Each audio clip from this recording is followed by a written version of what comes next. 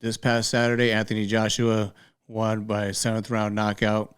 And who was first to meet him there? Conor McGregor, right there to greet him and give him a victory drink of his beer. Not only that, what Conor was there, I mean, just laughing it up, drunking it up, started a little, talking crap to KSI, antagonizing him a bit. KSI was right there. And he has his fight coming up with Tommy Fury in a couple months. But yeah, just Conor clowning around, giving Anthony Joshua his drink, just his way to stay relevant, stay in the spotlight. Instead of tweeting, after MMA fights, he's actually there in person and just, being Conor, causing chaos, causing headlines, has KSI right there in the mix. That's always going to be like a big name. KSI is always, whenever he's out, he's always going to have like his following watching whatever he does. So now you have Conor bringing in those eyes to his content. So yeah, it's just Conor's just a mastermind at staying relevant even when he's not fighting. And also Conor announced this past weekend that his fight with Michael Chandler is going to happen after all. Like it is going to happen at the end of December is what he has a 3-fight plan coming up. The first one is going to be against Michael Chandler, which we all knew because they were both they're coaches of Tough. So, Conor's team is basically losing all the fights but one so far. So this could be some redemption if he does fight Michael Chandler. But I'm just worried about, or wondering, I should say, about the whole USADA pool, because has Conor even submitted any drug tests yet? And I'm not sure if they're going to make him do the 6 months thing or what. So if that's the case, then obviously he can't fight in December.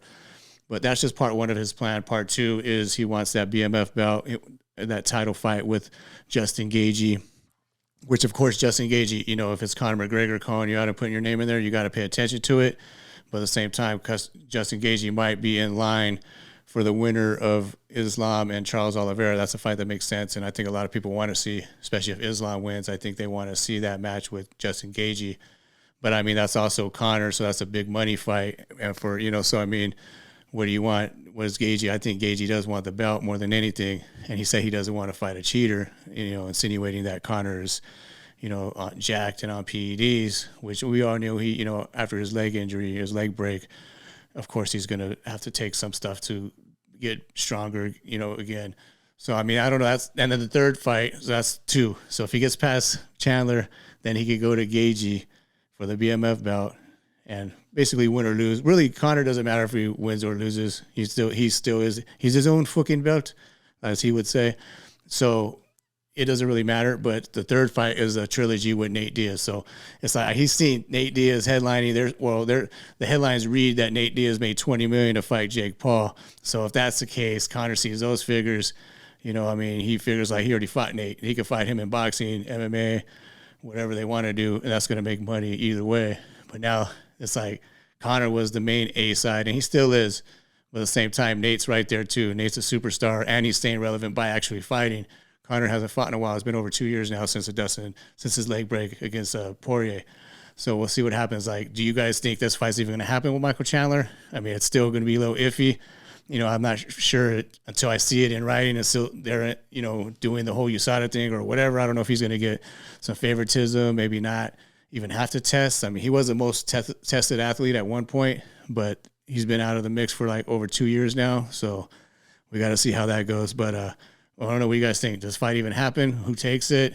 I mean, that's a winnable fight for Conor. I think, Chandler is a winnable fight. He has all the tools to be the best in the world or to beat Conor. But the thing is, his fight IQ and just his willingness to, go in there and just caution in the win, he's very hittable.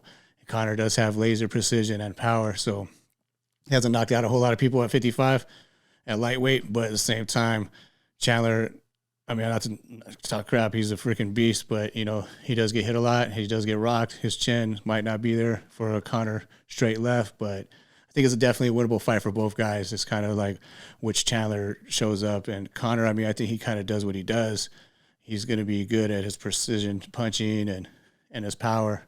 The thing is just what is Chandler going to come and blow his wad and try to wrestle him? Is he going to try to just go toe to toe? That Chandler, he wants to put on a show, and of course against Conor, the biggest stage, he's going to put on the biggest show he can. So that would be it's going to be fireworks either way. It's an exciting fight, and Gaethje, I think Gaethje's a tougher matchup right now to Conor, just because he's been a little bit more composed now, and he's not so hittable as like a Chandler.